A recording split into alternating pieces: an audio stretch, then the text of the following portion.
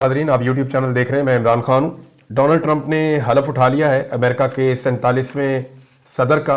Donald Trump ने जो तकरीर की उसके एक जुमले में आपको सारी कहानी समझ आ जाती है।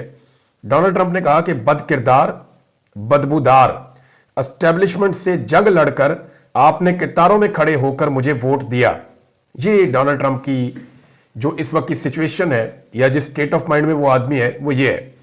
बहुत सारी सिमिलैरिटीज हैं इमरान खान में और डोनाल्ड ट्रंप में।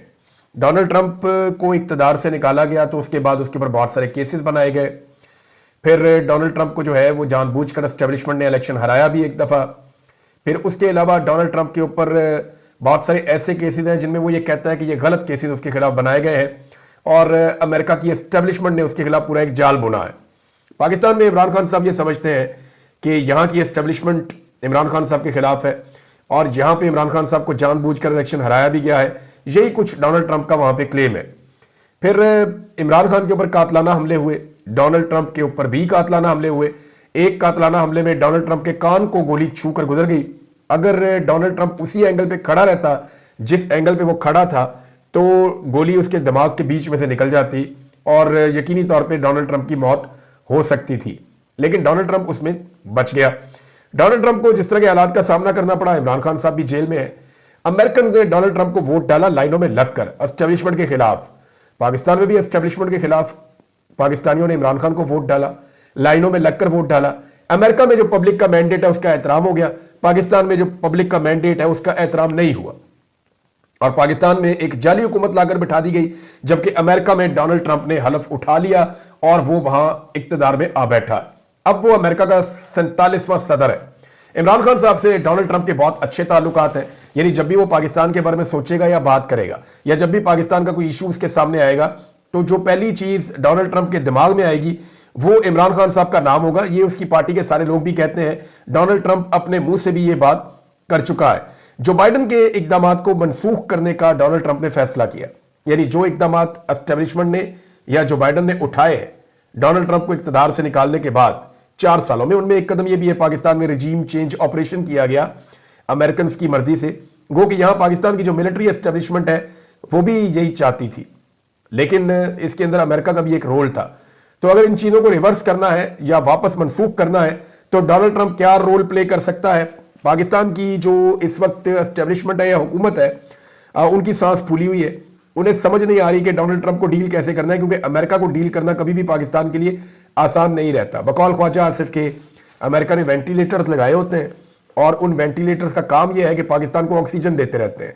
अगर अमेरिका अपने वो वेंटिलेटर्स खींच ले तो पाकिस्तान की माशी मौत हो सकती है। ये ख्वाजा आसिफ ने कहा था, अब ख्वाजा आसिफ को ही भुगतना पड़ेगा। शहबाज शरीफ ने बतौर वज़ीर आज़म डोनाल्ड ट्रंप को मुबारकबाद का ट्वीट कर दिया। आप हरकतें चेक करें, पाकिस्तान में ट्विटर को बैन किया हुआ है और वही वज़ीर आज़म जिसने बैन किया हुआ है वो डोनाल्ड ट्रंप को मुबारकबाद दे रहा है, जिसकी काबीना के अंदर वो बंदा जो ट्विटर का मालिक है वो उसकी काबीना के अंदर मौजूद है, इलोन मस्क। और अब शहबाज शरीफ जो है वो यानी पहले पाकिस्तान में बैन कर दिया, फिर वीपीएन लगा के वीपीएन के जरिए से डोनाल्ड ट्रंप को शहबाज शरीफ मुबारकबाद दे रहे, जनाब आपको बहुत मुबारक हो, पाग लगे रहे, तुम सदर बन गए हो अमेरिका दे। तो बूट पॉलिश के अंदर तो ये लोग चैंपियन है, जबरदस्त किस्म के। अब हुआ यह है कि कम्युनिटी नोट शहबाज शरीफ साहब को एक मरतबा फिर लग गया। शहबाज शरीफ साहब को इस बात की समझ नहीं आती या ये बेइज्जती महसूस नहीं करते, यानी जब जब ये ट्विटर इस्तेमाल करते हैं इनके ऊपर कम्युनिटी नोट लग जाता है। कम्युनिटी नोट का मतलब यह है कि कोई बड़ी तमीज से आपको कह दे चल झूठे, या कोई आपको कह दे झूठ ना बोल, या फ्रडिया कह दे, या झूठा कह दे, या बेईमान कह दे आपको, या आपको मुंह के ऊपर कोई बंदा खड़ा होकर कह दे झूठ ना मार। ये शहबाज शरीफ के साथ होता है जब भी शहबाज शरीफ ट्वीट करते हैं। तो मैं वज़ीर आज़म है पाकिस्तान का और पाकिस्तान के इंतजामी मामलात इनके कंट्रोल में, हालांकि कंट्रोल में कोई नहीं है, लेकिन फिर भी कोई ओला तो रहने देना कि अगर पाबंदी लगाई हुई है एक एप्लीकेशन के ऊपर तो उसको इस्तेमाल तो ना करें। अब वीपीएन लगा के डोनाल्ड ट्रंप को मुबारकबाद देना बहुत जरूरी था। उसके बाद नीचे लोगों ने वो लितरॉल किया, लोगों ने बताया जनाब तो आप झूठ बोल रहे हैं, और कम्युनिटी नोट एक मरतबा फिर हमारे वज़ीर आज़म जनाब शहबाज शरीफ साहब को लग गया है। हालात पाकिस्तान के अंदर यह है कि डिक्टेटर भी खड़ा नहीं हो पाया था। अभी जनरल मुशर्रफ के एक साबिक साथी ने यह बताया कि जब बिल क्लिंटन चंद घंटों के लिए पाकिस्तान आया था तो उसको चीफ जस्टिस को भिजवाया गया था बाथरूम में कि यहां बाहर हम बात नहीं कर सकते। बिल क्लिंटन साहब बाथरूम में गए, वहां जाकर आप उन्हें पैगाम दे दें कि ना नवाज शरीफ को सजा होगी और ना कोई और मामला होगा, नवाज शरीफ को हम निकाल देंगे पाकिस्तान से। तो अमेरिका ने उस वक्त मुदाखलत की थी और फिर नवाज शरीफ को बाद में हमने देखा कि पाकिस्तान से निकाल दिया गया। ख्वाजा आसिफ का एक स्टेटमेंट आया जिसमें उन्होंने थोड़ा सा हौसला दिखाया है। नॉर्मली वो हौसला दिखाते नहीं है अमेरिका के मामले में। ख्वाजा आसिफ ने कहा कि ट्रंप का अभी तक कोई बयान नहीं आया, कोई बयान आएगा तो हम संभाल लेंगे। मामला यह है कि क्या लोग बेवकूफ़ हैं कि लोगों को समझ नहीं है? भाई डोनाल्ड ट्रंप अभी उसने हलफ उठाया, वो सदर बना है, वो अपने मुल्क के मामलात को देखेगा, बैनुल अक़वामी बड़े मामलात को देखेगा। पाकिस्तान के अंदर जो इंसानी हुकूक की बदतरीन खिलाफ वर्जियां हुई हैं, ऐसा कभी भी नहीं होता कि अमेरिकन हुकूमत डायरेक्ट चढ़ दौड़ती है। वो आपको राब्ता करेंगे, वो आपको पैगाम देंगे जो पैगाम उन्होंने आपको देना होगा। बकौल डोनाल्ड ट्रंप के बेटे डोनाल्ड ट्रंप जूनियर, यानी उसने ये बात ओवरसीज पाकिस्तानियों को कही और ये क्लेम किया कि पाकिस्तान में एक बड़ा सख्त मैसेज जो है, एक बड़ा स्ट्रांग मैसेज कन्वे कर दिया गया है स्पेशली पाकिस्तान की एस्टेब्लिशमेंट को। लेकिन उसका नतीजा अभी तक तो ये निकला है कि पाकिस्तान में इमरान खान साहब को मजीद 14 साल सजा हो गई है और अभी जो है 2 जजेस भी लाके इस्लामाबाद हाई कोर्ट में बैठा दिए गए हैं जिनके पास ही केस जाएगा। नॉर्मली आमिर फारूक साहब के पास और एक और जज साहब हैं, इनके पास केस जाएगा नए जज के पास, ताकि इमरान खान साहब को जो रिलीफ मिल सकता है हाई कोर्ट से, वो रिलीफ या तो डिले किया जा सके या वो रिलीफ ना दिया जा सके। तो अभी तक एस्टेब्लिशमेंट अपना खेल खेल रही है और पूरे तरीके से खेल रही है। बहरहाल ऐसा नहीं होता कि अमेरिकन सामने आ जाएंगे और आपको ये कहेंगे वो कहेंगे। उन्होंने जहां से आपका बाजू मरोड़ना है उन्होंने मरोड़ देना है कि जनाब आप इंसानी हुकूक की खिलाफ वर्जियां बंद करें, आप पाकिस्तान के अंदर मैंडेट चोरी बंद करें, आप पाकिस्तान के अंदर रूल ऑफ लॉ को आने दें, आप पाकिस्तान के अंदर सियासी जमातों और सियासी लोगों के साथ और सहाफियों के साथ जो आपने गला घोंटा हुआ है, जो आपने पाकिस्तान में फ्रीडम ऑफ स्पीच खत्म की हुई है, ये सारी चीज़ों पर आप बाद आ जाए। ये जो जबरी गुमशुदगियां और लोगों को लापता किया जा रहा है, ये सिलसिला रोका जाए, इसका दबाव तो आएगा। अब देखना यह है कि क्या अमेरिकन, यानी मैं आपको एक चीज बता दूं कि बिलावल जरदारी और ये जो गए मोहसिन नकवी, इन दोनों के अमेरिकन के साथ ताल्लुका ठीक है और अमेरिकन एस्टेब्लिशमेंट के साथ ठीक है, डोनाल्ड ट्रंप के साथ ठीक नहीं है। जब मैं अमेरिकन एस्टेब्लिशमेंट कहता हूं तो मैं CIA कहता हूं, क्योंकि अमेरिकन एस्टेब्लिशमेंट के बिहाफ पे पूरी दुनिया में जो डील करती है तंजीम वो CIA है और जो जेली तंजीमें डील करती है वो भी CIA के उसके ऊपर ही चलता है सारा मामला। तो CIA ही बड़े ऑपरेशन पूरी दुनिया में करती है कि जनाब ये करना और ये नहीं करना। तो अब मामला यह है कि ये जो 2 लोग पाकिस्तान से गए हैं ना, अव्वल तो इन्होंने जाना था ट्रंप की हलफबरदारी में और क्लेम पाकिस्तान में खबरों में यह करवाया जा रहा था कि डोनाल्ड ट्रंप की हलफबरदारी में बिलावल को दावतनामा मिल गया तो मोहसिन नकवी जा रहा है। ये दोनों ही अंदर नहीं जा सके और बहुत सारे और लोग भी नहीं जा सके, जो ओवरसीज पाकिस्तानी जिन्होंने जाना था वो भी नहीं जा सके। वजह यह बनी कि वहां पर टेम्परेचर बहुत ज्यादा गिर गया और सर्दी ज्यादा होने की वजह से जो ओपन एयर के अंदर प्रोग्राम हो रहा था वो कैंसिल कर दिया गया और प्रोग्राम सिर्फ एक हॉल के अंदर मुंतकिल हो गया। तो मखसूस लोग और महदूद लोग अंदर जा सके और बाकी लोग ना जा सके, लिहाजा बिलावल भी फारिग और मोहसिन नकवी भी फारिग। अब अमेरिकन एस्टेब्लिशमेंट के साथ इनकी मुलाकातें तो होंगी और ये पहले भी उनसे बातचीत कर रहे हैं कि मेहरबानी करो कोई रास्ता निकालो, हम कुछ भी देने के लिए तैयार हैं, जो चाहिए वो हम प्रोवाइड करते हैं, लेकिन इमरान खान के मामले में डोनाल्ड ट्रंप की ब्रेक लगाओ और वहां पे इनको रोको। जो कुछ रिचर्ड ग्रेनल ने किया उससे इनको पहले ही सांस चढ़ा हुआ था। अब रशियन प्रेसिडेंट का भी स्टेटमेंट आ गया है और वो भी डोनाल्ड ट्रंप से बातचीत करना चाहते हैं, जबकि डोनाल्ड ट्रंप ने चीन के सदर के साथ पहले बातचीत कर ली है। मामला यह है कि डोनाल्ड ट्रंप यह समझता है कि रूस ने यूक्रेन पे हमला इसलिए किया कि यूक्रेन को नेटो में शामिल करने की बेवकूफ़ी की थी जो बाइडन ने। जब आप नेटो को ले जाके रशिया के दरवाजे पे बिठा देंगे तो रशिया के पास क्या ऑप्शन रहेगी? डोनाल्ड ट्रंप ये सोचते हैं। अब रूस जो है वो जंगबंदी करना चाहता है और डोनाल्ड ट्रंप को यूक्रेन और रूस की जंग में किसी किस्म की कोई दिलचस्पी नहीं है, यानी उसे कोई दिलचस्पी नहीं है। वो इमदाद भी बंद कर देगा, बाकी सारी चीजें बंद कर देगा। तो नाज़रीन, इस जंग में जिस जिसकी दिहाड़ी लगी हुई थी ना, वो दिहाड़ियां अब खत्म हो जाएंगी, चाहे वो लोग इस खित्ते में हैं चाहे कहीं और से। और पाकिस्तान के हवाले से भी जो एक इंपॉर्टेंस बन गई थी वो भी चीजें न्यूट्रलाइज हो जाएंगी। डोनाल्ड ट्रंप कोई रशिया के साथ या चाइना के साथ या ईरान के साथ कोई नया वेंचर मेरे ख्याल में शुरू नहीं करना चाहेगा। डोनाल्ड ट्रंप और उसकी जो टीम है ये पहले भी जंगें खत्म करते रहे हैं और जंगों से गुरेज करते रहे हैं और डोनाल्ड ट्रंप ने अपने दौर में कोई एक भी नई जंग शुरू नहीं की थी।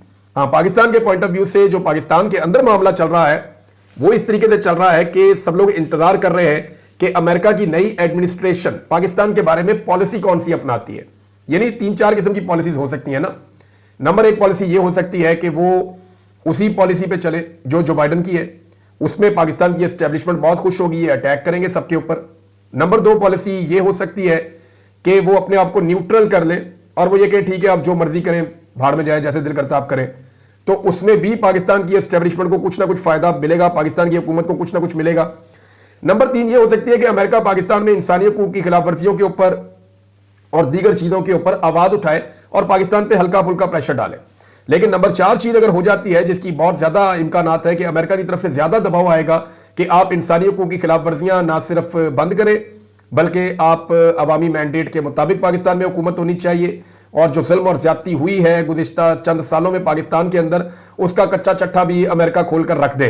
क्योंकि अमेरिका की इसमें एक बिलवास्ता किस्म की इन्वॉल्वमेंट तो थी ना, तो उनके पास बहुत सारा वो पैटर्न उनको पता है कि जैसे ये सारी चीज़ें हुई हैं और उनके पास बहुत सारे इसके सबूत मौजूद हैं। और अगर ये कहानी इस तरफ जाती है तो फिर तो पूरी गेम उलट जाएगी, और पाकिस्तान की एस्टेब्लिशमेंट को और हुकूमत को इसी चीज़ से डर लग रहा है कि यह मामला नहीं होना चाहिए।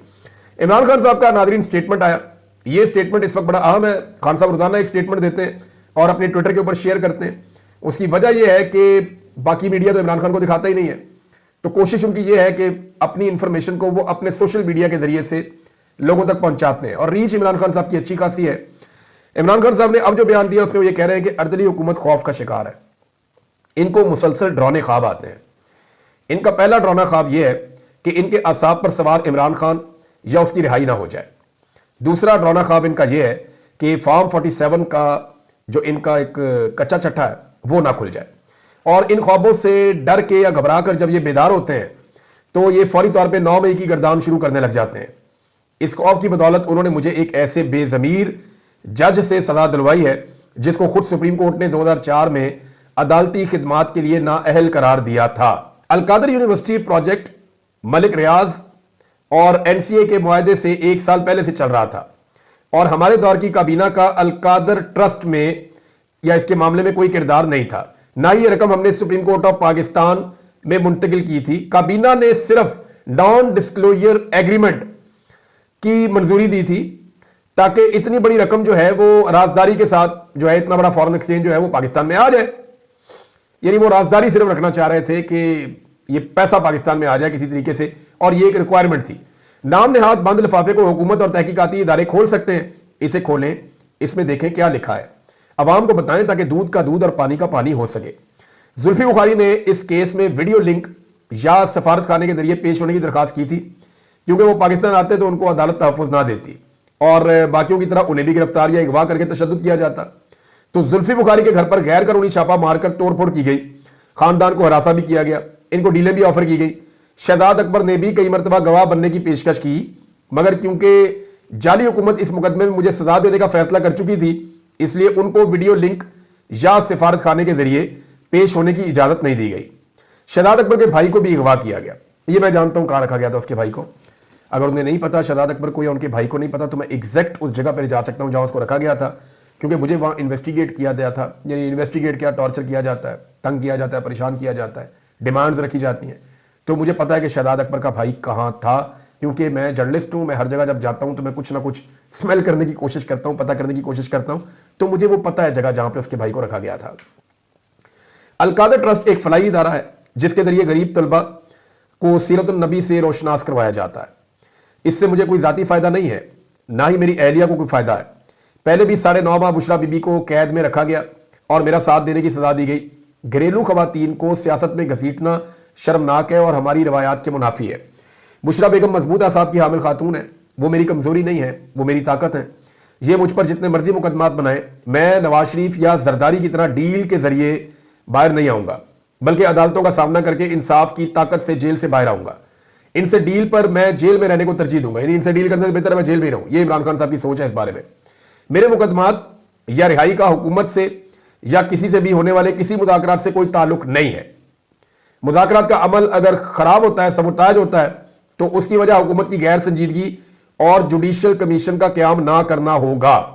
हमारे जो लोग शहीद हुए हैं ना, उनकी तरफ से हम पर दबाव है, वो इंसाफ के मुतलाशी हैं। जुडिशल कमीशन के क़याम के बगैर मुज़ाकरात करने का कोई फ़ायदा ही नहीं है, कोई मकसद ही नहीं है।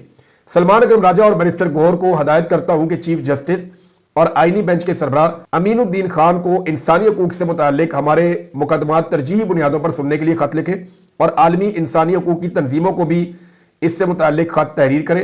अली अमीन गंडापुर एपेक्स कमेटी को खत लिखकर शहबाज शरीफ के लगाए गए भोंडे इल्जामात का जवाब दे। हम किसी से कोई रियायत नहीं मांग रहे, सिर्फ कानून के मुताबिक इंसाफ मांग रहे हैं। 26वीं आईनी तरमीम के बाद अदलिया का जो हाल हो चुका है वो काबिल अफसोस है।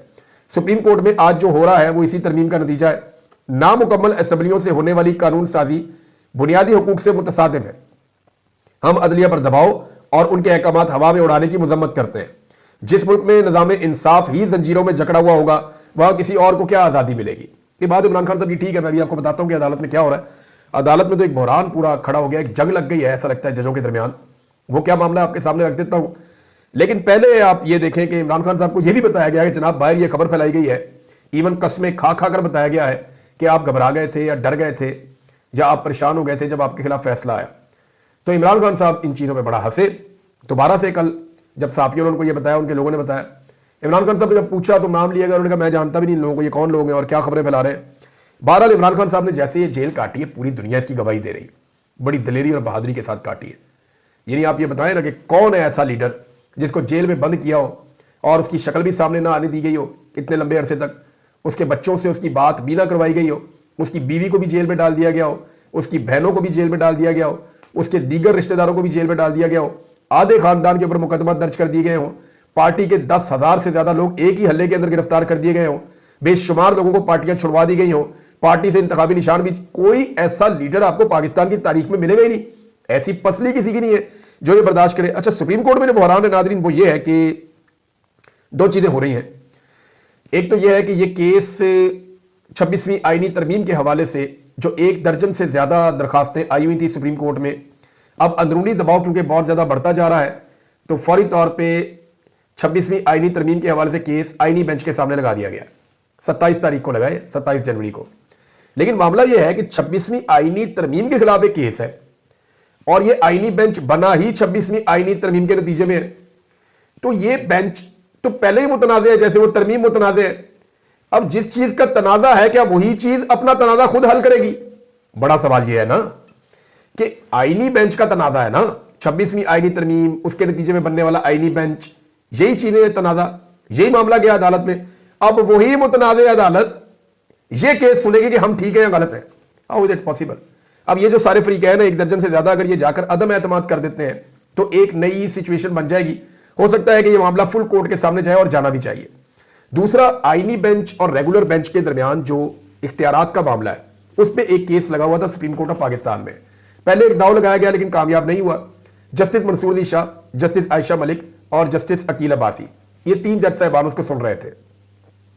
उन्होंने हुक्म दिया कि यह पीर वाले दिन लगा दिया जाए दोपहर 1 बजे, लेकिन उनके हुक्म की तामील ही नहीं हुई। जब उन्होंने डिप्टी रजिस्ट्रार को बुलाकर पूछा तो उन्होंने कहा जी ये तो वो दोनों जज साहबान ने फैसला कर लिया बैठ कर। उन्होंने कहा जी उस कमेटी में तो मैं भी हूं, मुझे तो बुलाया ही नहीं, मुझे बताया ही नहीं कैसे फैसला कर लिया। और ये अदालत का हुक्म था। यानी जो खातून जज है आयशा मलिक साहबा, उन्होंने तो ये भी फरमाया कि 3 जजेस के मुकाबले में एक चीफ जस्टिस का दिमाग कैसे ज्यादा बड़ा हो सकता है। यानी ये तो फैसला वो नहीं कर सकते, तो फैसला तो अदालत का है। लेकिन सुप्रीम कोर्ट में 2 तरह की चीजें होती हैं, एक इंतजामी चीजें होती हैं और एक अदालती हुक्मनामे होते हैं। जो अदालती हुक्म होता है ना वो हमेशा सुपीरियर होता है, चाहे वो एक जज का भी हो। लिहाजा सुप्रीम कोर्ट ऑफ पाकिस्तान के 3 जजेस ने एक हुक्म दिया था, उसकी खिलाफवर्जी कर दी गई। उन्होंने तौहीन अदालत का नोटिस दे दिया कि तौहीन अदालत के अंदर कल केस लगेगा। अब सुबह 9 बजे केस लगा हुआ है तौहीन अदालत का, लेकिन उस बेंच के अंदर से आयशा मलिक साहबा को निकाल दिया गया है, बाकी 2 जज साहबान मौजूद हैं।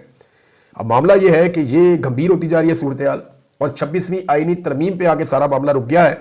26वीं आईनी तरमीम इंतहाई कंट्रोवर्शियल तरमीम है और अगर ये रिवर्स होगी तो हुकूमत के पल्ले कख नहीं बचेगा। और सुप्रीम कोर्ट में अब भी जो अक्सरियत है जजेस की, वो इन चीज़ों की, इस जुल्म और ज्यादती के खिलाफ है, वो इंसाफ देना चाहती है। देखते हैं कि इसमें आगे क्या डेवलपमेंट होती है। अभी 9 बजे केस लगा हुआ है, आपको पता चल जाएगा। अब तक इतने, अपना ख्याल रखिएगा, अपने स्टैंडर्ड का भी। अल्लाह हाफिज़।